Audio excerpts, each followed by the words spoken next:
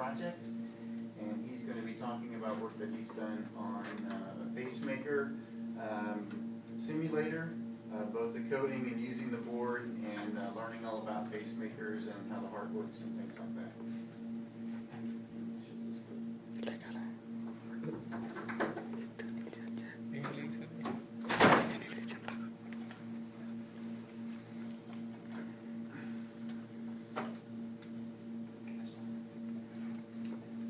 Good afternoon, one and all. Welcome to my Master's Defense.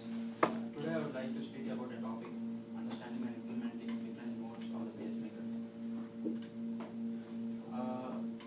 The main outline is that I will start with the main goal of this project, then the motivation behind the project, the basic functionality of the heart, electrical system of the heart, then the necessity of the pacemaker, then the types of pacemakers we have, the pacing and sensing concepts, pacing codes, basic timing intervals, the different modes of pacemaker and the implementation of these modes, then the pseudocode, then the brief description of how the code works, then followed by demo, and I'll end up with challenges, conclusion and future work.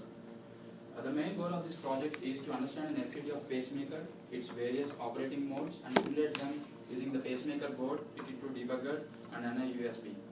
So the main motivation behind this project is, like, as we already know, that human heart faces many problems that can be solved by a pacemaker.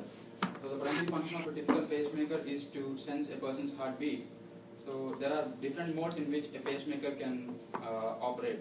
So we need to know the significance of each of these modes, and so that we can apply these modes depending on the heart situation. So numerous advancements have been made in pacemaker technology over the last 50 years, and there has been good research going on in implementing different pacemakers, initially on simulation mode and then expanding them to the real world. This motivated me to work on the project. Now I'll start up with the background of heart. Coming to the location and size, the heart is located between the lungs, that is in the middle of the chest. It weighs about 7 to 15 ounces, and it is little larger than the size of a fist.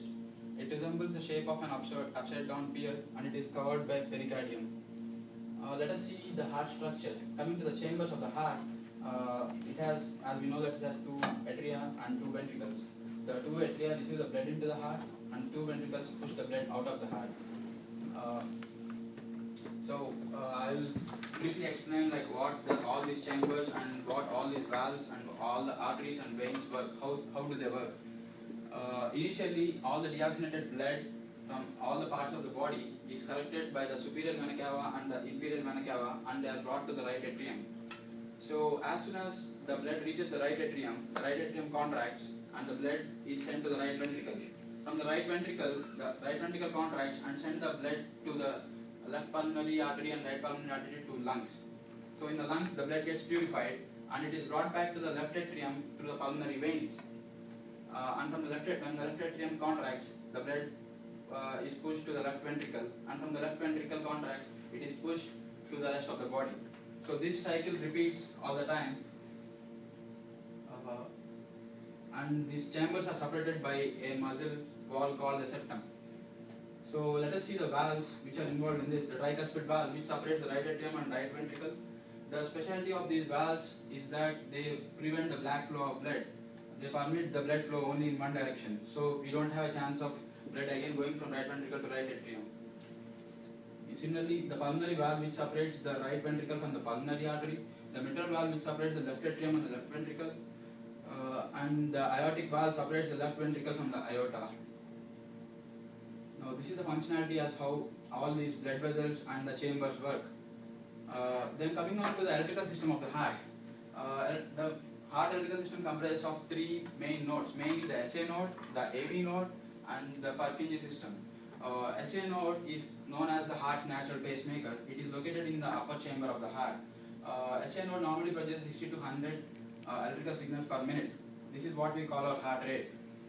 Then coming on to the atrioventricular node, AV node, this is located on the interatrial septum close to the tricuspid valve.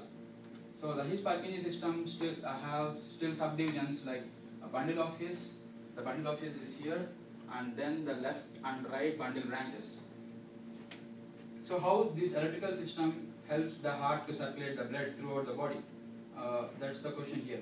So as soon as the deoxygenated blood is collected from the rest of the body, and when it is brought to the right atrium, the sinoatrial node triggers an electrical impulse here. So when the impulse is delivered, the right atrium contracts and the blood flows to the right ventricle. In the meantime, the oxygenated blood in the left atrium passes to the left ventricle, and the signal moves to the atrioventricular node, and at the atrioventricular node, the signal pauses for the ventricles to fill with the blood. So it gives some time to the ventricles to fill with the blood, and as soon as the ventricles are filled with the blood, then the signal passes on to the bundle of his, then to the left and right bundle branches, so that the ventricles contract. So when the right ventricle contracts, it pumps the blood to the lungs, and when the left ventricle contracts, it pumps the blood to the aorta, to the rest of the body. Again, the deoxygenated blood from the parts of the body is brought back to the right atrium, and the oxygenated blood, the purified blood in the lungs is brought back to the left atrium. And again, now SA node is ready to fire a signal. So this procedure repeats. Now let us see the heart's electrical activity on ECG with time on x-axis and millivolts on y-axis. So when the SA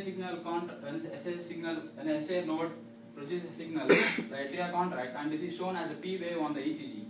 Then, as I said, that AV node gives some time for the ventricles to fill with blood. This particular time is shown as a line segment between the P and Q notations. And the Q wave is nothing but the passing of the signal from through the bundle of his to Purkinje fibers, and the contraction of the left ventricle is represented as the R wave, and the contraction of the right ventricle is represented as the S wave. And now that the ventricles contracted, they need to relax. So they relax and they just wait on the next signal. And this relaxation is shown as T wave. Coming to the necessity of a pacemaker. So when everything is going fine, then why do we need a pacemaker? The SA node sometimes it doesn't function well. So whenever the SA node doesn't function well, we need to pace the heart. This leads to the necessity of pacemaker. So how does the SA node not function well? Like SA node, malfunction of SA node leads to bradycardia. Bradycardia is a situation in which the heart beats less than 60 times a minute. So whenever the SA node is very slow, then it leads to sinus bradycardia. Whenever it alternates between too fast and too slow, then it's called sick sinus syndrome. Whenever the signal produced in the upper chamber doesn't travel to the lower chamber, it is called heart block. And whenever the signals are not generated by the SA node, then it is called a sinus arrest or sinus pause. All these lead to the necessity of a pacemaker. So what exactly a pacemaker has? A pacemaker the two important parts of a pacemaker are the pulse generator and the atrial leads. So the pulse generator has a small battery which produces the electrical pulsations that arrest the heart and cause it to beat.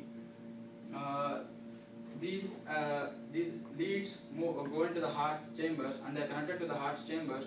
So these carry the electrical pulsations that are generated by the pulse generator. They not only carry the pulsations from the pacemaker to the heart, they even carry the intrinsic activity, that is the pulsations that arise in the heart, back to the pacemaker. This is what we call as sensing. There are three types of pacemakers, namely single chamber pacemaker. In single chamber pacemaker, we have a lead either in the upper chamber of the heart or either in the lower chamber of the heart. So we will have a lead in the upper chamber of the heart whenever there is a problem with the SA node and the rest of the electrical system is still working fine. We may have the lead in the right ventricle when there is some problem with the AV node and the rest of the electrical system is still working good. So coming to the dual chamber pacemaker, in this we have a lead both in the upper chamber and in the lower chamber. This is exactly similar to the heart's electrical condition, normal conduction of heart. So the upper lead replaces the SA node and the lower lead replaces the AV node. Coming to the biventricular pacemaker, it has three pacing leads in which one of the lead goes into the upper chamber, the second lead goes to the right ventricle, and the third lead goes to the left ventricle. Generally, the ventricles pump the blood together in synchronization with the atria. At times, whenever they do not pump blood together, we should have a pacing lead in the left ventricle and right ventricle and see that both of them pump the blood together. This is what we call as CRT, cardiac resynchronization therapy. Let us see what what pacing and sensing means. Pacing. Pacing is when a pacemaker sends electrical signals to the heart through a pacing lead. These tiny electric signals travel through the insulated wires of a pacing lead until it reaches the metal electrode at the tip of the lead. So the electrode, which is in direct contact with the heart, it delivers the electrical impulse to the heart. And the pacemaker sends a pulse to the heart only when the heart's own rhythm is interrupted. So how does pacemaker know whether the heart's rhythm is interrupted or not? This leads to the concept of sensing. So in pacemakers, information about the heart's own electrical activity is sent back to the pacemaker through an electrode on the lead. This is called sensing. The P waves are transmitted through the atrial lead to the atrial channel, and this is interpreted as atrial activity. And the QRS complex, that is the signals in the ventricle, are transmitted through the ventricular lead to the ventricular channel, and this is sensed as ventricular activity. So if the pacemaker circuitry determines that the signals are generating properly in the chambers, then it doesn't pace, it just inhibits the pace. Three types of pacemaker programming, namely fixed rate pacemaker, demand pacemaker, and rate responsive pacemaker. In fixed rate pacemaker, we just discharge impulses at a single steady rate regardless of the intrinsic activity. Although there are some sensors in the heart, we don't care about that, we just pulse at every defined interval. Coming to the demand pacemaker, here we monitor the heart rhythm and we pace only whenever there is necessity. So this is better than fixed rate pacemaker because it avoids the competitive beats. Competitive beats are that although there are some intrinsic heart signals, we still try to pace. So both of the signals overlap and there are some competitive beats. But in demand pacemaker, we inhibit the pace whenever there is an intrinsic signal. So by this we are avoiding the competitive beats. And another advantage of demand pacemaker is that because we pace only at times, the battery power lasts long than fixed rate pacemaker. Coming to the rate responsive pacemaker, in this we use an activity sensor or a breathing sensor which detects the body movement or the rate of breathing, and based on this body movement, it paces up if necessary, or it slows down as per the situation as per the requirement of the heart. Coming to the nomenclature, we follow a 4-letter code in which the first letter represents the chamber in which is being paced. The second letter represents the chamber which is being sensed. The third letter represents like what has been sensed and what is the response for the sense. And the fourth one is whether it is rate modulated or not. So the T here in third one should not be is not the same as the T in dual. The T here in trigger in this is for single chamber modes like VBT and AAT, in which we trigger a pace if we see a sense in the same chamber. But here this T is like if you see a sense in the atrium, we trigger a pace in the ventricle.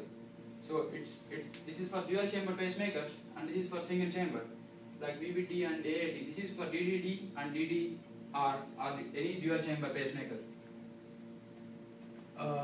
Coming to the R is like R stands for the rate modulation, which can be seen in the pacemakers like VVIR, AIR, DDIR and DDDR. A special sensor detects the change in the body movement, and if the pacemaker circuit interprets these changes, it paces up depending upon the body's need of oxygen.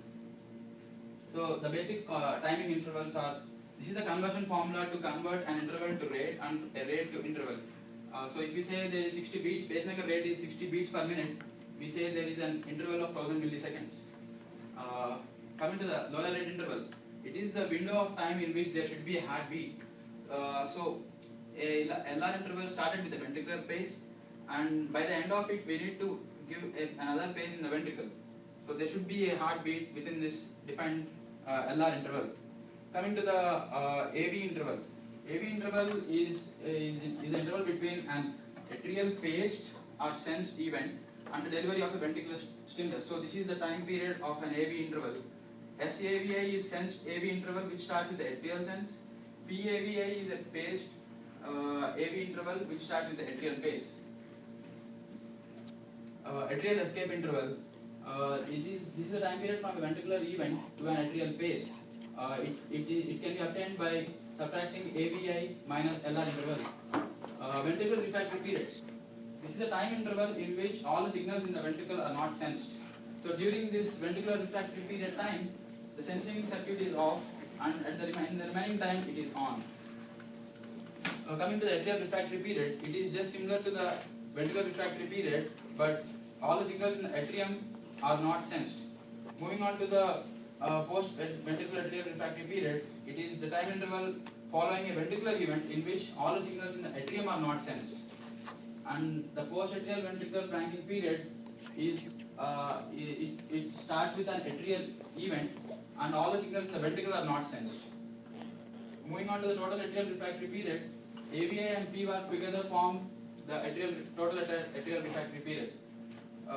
Upper rate interval. Upper rate interval is the minimum time between a ventricular event and the next ventricular phase. So within one upper rate interval, we should not see two ventricular phases or a ventricular phase and sense. If at all this UR interval is not programmed well, there can be continuous ventricular phases, and because of that, the heart beats more than 100 times, which may lead to ventricular tachycardia. It's a situation in which patient can faint and finally he'll be dead. So let us see the different modes of pacemaker now. Starting with the VOO mode. The VOO mode says we pace in the ventricle, but we don't sense anything and we do not respond anything. In VOO mode, LR interval starts with a ventricular pace, and as the LR interval is completed, we again pace the ventricle. Although there is some intrinsic ventricular sense, we didn't sense it, but we just paced it after the LR interval. And because of this continuous pacing on the ventricle, there will be an extra beat which can be found. And because of this extra beat, there may be a chance of R wave overlap on T wave, which leads to ventricular tachycardia again. So for the entire point of a pacemaker sensing is to avoid R on T. So when you select a asynchronous pacing mode such as VOO, as it doesn't sense, you should be the sensor. Like whenever we see an extra beat, you should change the mode to some sensing mode like VVI or DDD. So finally, never leave a person in VOO mode. Coming to AOO mode, it's similar to VOO in all aspects except that the pacing is done in atrium, and the LR interval starts with an atrial pace, and as soon as the LR interval expires, we again pace the atrium. Although there are some intrinsic atrial senses, we do not sense them. Coming to the DOO, we pace both atrium and ventricle, but we do not sense anything and do not respond anything. Here, the AV interval and VA intervals are fixed, and as soon as the AV interval expires, we just pace the ventricle, and as the VA interval expires, we just pace the atrium. These both together form the LR interval. Even in this case, there is a chance of ventricular tachycardia, and never leave a person in DOO also. Moving on to the VVI mode, we pace the ventricle, we sense the ventricle, and we inhibit the pace if there is some sense in the ventricle, if there is some intrinsic sense in the ventricle. So, this is the timing cycle starts with the ventricular pace, and as the LR interval expired, we pace the ventricle, and in the next LR interval, there is some intrinsic sense, so we reset the LR interval, and we again paced it after the LR interval. And this is the case in which the ventricular sense falls in the VRP, and so we didn't sense this, and we still didn't reset the LR interval. Moving on to AAI mode, it's exactly similar to VVI, except the case that we pace it in the atrium and we sense the atrium, and we inhibit the pace in the atrium if there is some intrinsic atrial sense. So here there is an intrinsic atrial sense, so we reset the LR interval again and we started. DDD is the best mode which has to be programmed. So pacemaker, in this mode we pace both atrium and ventricle, we sense both atrium and ventricle, and we both inhibit and even track the P wave. That is, in this we pace the atrium and we pace the ventricle if the AV delay and VI interval expires. Now let us see the four possible timing cycles in DDD. There is some intrinsic atrial and ventricular sense, so we inhibited the pace in both of them.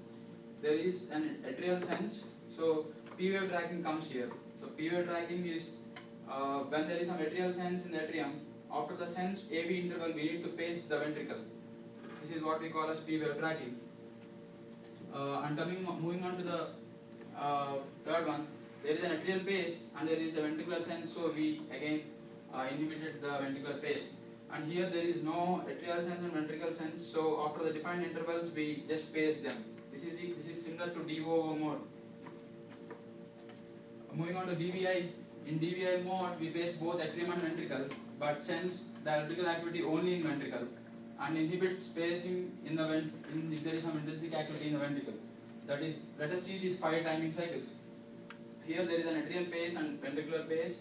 Here there is an atrial pace and as there is some ventricular sense, we didn't pace it. And the third one, there is a ventricular pace. Although there is some sense, we didn't sense it. And this one is like where there is some ventricular sense, so we again inhibited the pace at the end.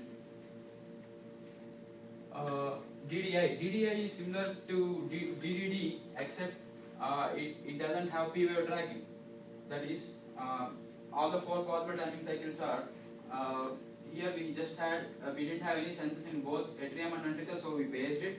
The second one being an atrial pace and there is some sense in the ventricle, so we inhibited the pace. The third one, there is an atrial sense, but so we inhibited the atrial pace, but we didn't reset the AV interval. That is the only difference between DDI and DDD. That is, there is no P-wave tracking here. So the ventricle is paced only after this interval, but not actually. If we start the AV interval here, it should be paced somewhere here, but it is done as usual. So in the fourth case, there is an atrial sense and ventricular sense which inhibited the atrial pace and ventricular pace. Moving to VVT mode, this is also similar to the VVI mode, but if there is some intrinsic sense in the ventricle, we trigger a pace. This mode was invented to overcome the difficulties that the earlier VVI pacemaker encountered when exposed to magnetic interference. That is, whenever there is a magnetic interference, VVI pacemaker interpreted them as intrinsic signals and it inhibited the pace. So in order to overcome this, VVT mode was proposed, but later there was good development in VVI pacemakers and now they don't anymore use the VVT. So you can see it in the figure. Although there is some intrinsic sense, we still pace it. We trigger a pace in the same chamber. Now coming to the implementation of these modes, the hardware requirements being the NI USB, the pacemaker board, the Picket 2, and how do we set up this hardware? Connect the pacemaker board to the computer by using a serial cable. Then connect the Picket 2 to the pacemaker board, and connect the other end of the Picket 2 to the computer through a USB port. Then connect the NI DAC to the pacemaker board using the pacing leads. These are the leads which we spoke about. They are connected to the ventricular and atrial channels, and the other end of the NI USB is connected to the computer again. Software requirements, the tools which I used are MPLAB, IDE, NIDAC, MX and NLabVIEW, LabVIEW Signal Express, Microsoft Visual Studio, and the compiler being the MCC compiler. And first download and install MPLAB IDE, then MCC compiler, then NIDAC, MX, then LabVIEW Signal Express. Now that all the .h and .c files, all the header files and C files are for all these programming modes should be opened in MPLAB, and they have to be debugged using the Picket 2. If there are no errors, program all this onto the board and then run it. And in the meantime, on the LabVIEW Signal Express, run the Perl scripts using this formula, which would generate a signal of 89 millivolts every second. Let us see the pseudocode of VOO and AOO. In this, the configuration parameters are LRA and the ventricular pacing voltage. This is the voltage at which the ventricle is being paced. So in this, I I initialize the timer 0 to LR interval, and as soon as the timer, and I'm checking every time whether timer 0 has expired, and whenever the timer 0 has expired, I just generate a base, and again I reset the timer 0 to LR interval and go to L1. Similarly, it's with AOO also. Let us see the main functional code. In this, we take the LRL to be set for 1000 milliseconds. Then timer 0 also set for is also set for this 1000 milliseconds. And if timer 0 expires, there will be an interrupt whose interrupt service routine has to be executed. The timer 0 time mode ISR is the interrupt service routine, which calls the event VOO function, and it sends the parameter as etimer0 trip. And in this function, we check whether the flag is equal to etimer0 trip, and if it is yes, we just pace away. Timer0 trip indicates that the timer 0 has expired, that is the LR interval has expired, so we just pace it and reset the timer 0 again to LRL. These are the screenshots for VOO and AOO.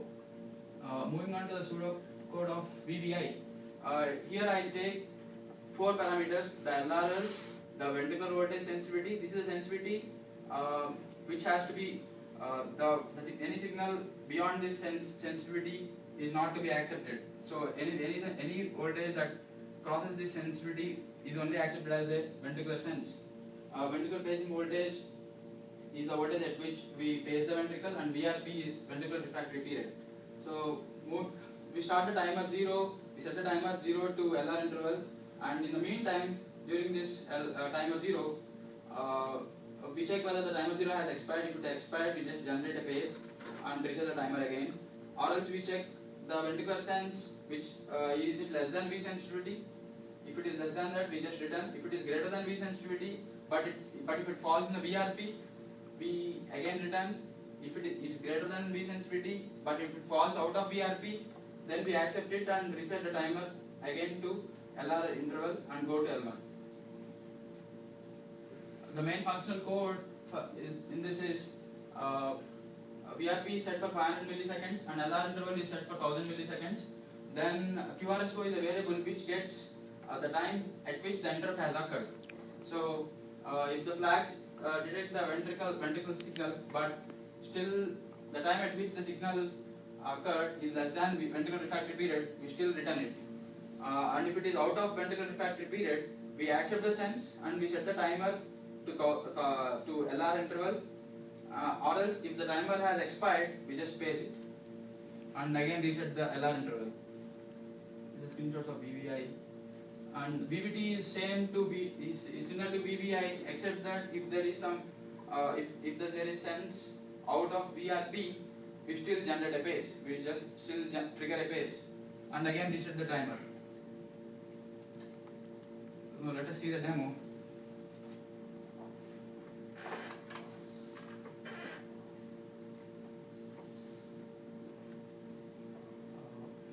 Now I am connecting to the pacemaker in VO mode.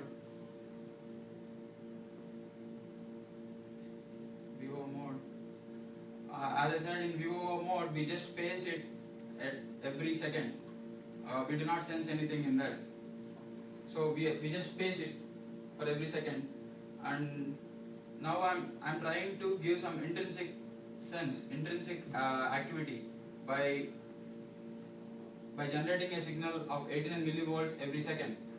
So although there is some intrinsic activity, still now we can see that there are some signals being produced. But even though we are not sensing anything, but we are just pacing it after the defined interval of 1 second.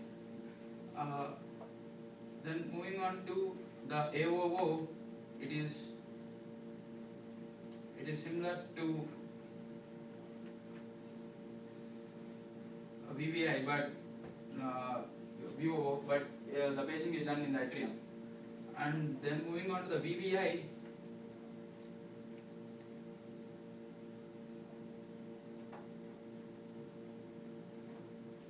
in VVI mode, I am selecting the lower rate limit to be 30. These are programmable parameters, so we can just change them. So when I program it with 30 pulses per minute, we can observe the sense. If there is sense, now there is a sense. So it inhibited the pace. Here there is a sense it inhibited the pace and it started a new LR interval, and for the next LR interval, at the end of LR interval it paced because there was no sense in between. This is one LR interval, and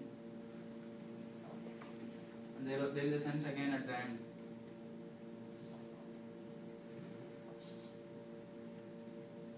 Moving to VVT,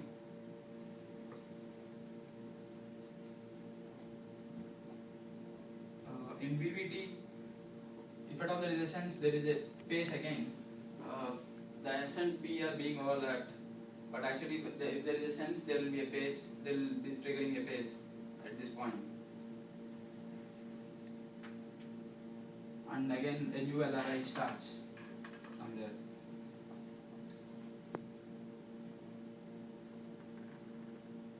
And similarly the AAI and AAT.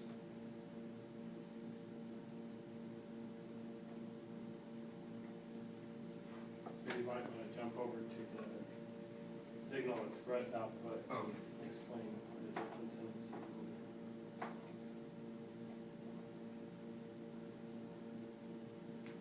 That's a good example. You have to write it down. So show this the scale on the left side so you can see Oh. the scale. Yeah, move down there. Okay. Yeah. So whenever there is a sense, whenever we are trying to sense, then there is some 89 millivolts voltage shown there with a rectangular curve, and if at all there is a phase, there is a spike which shows up, this goes till 3.5 millivolts or 3 to 3.5 millivolts. So these are all sensors, and the spike which comes will be a phase. The pace is much larger voltage than what is sensed. We can program that, like we can even change the pacing voltage.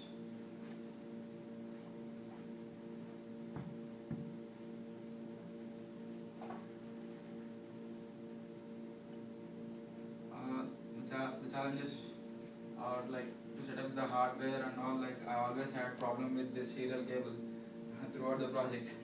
So that was a problem, and even to set up that NI DAC, the pacing leads and all.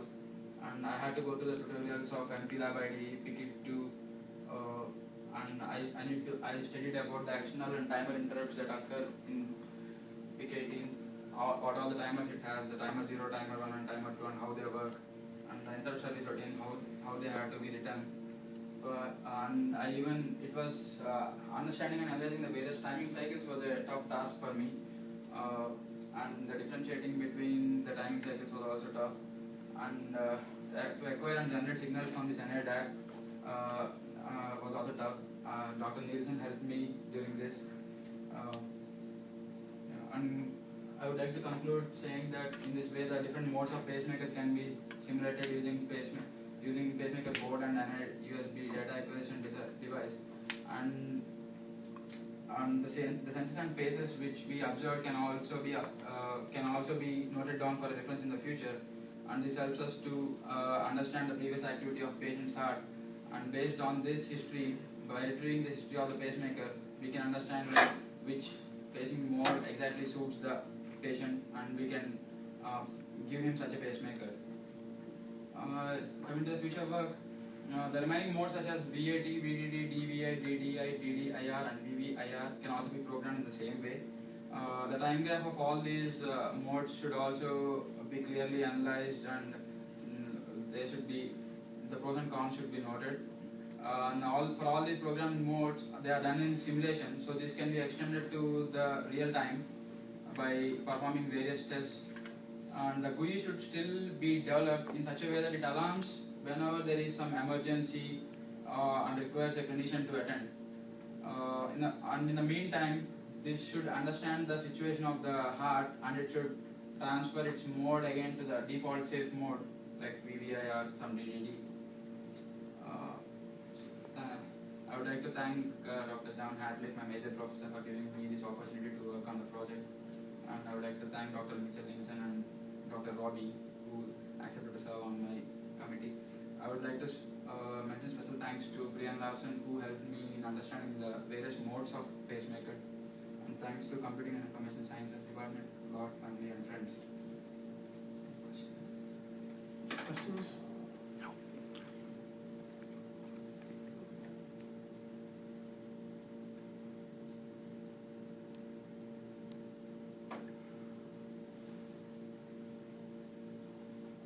Okay, if we don't have any questions from the audience can be dismissed.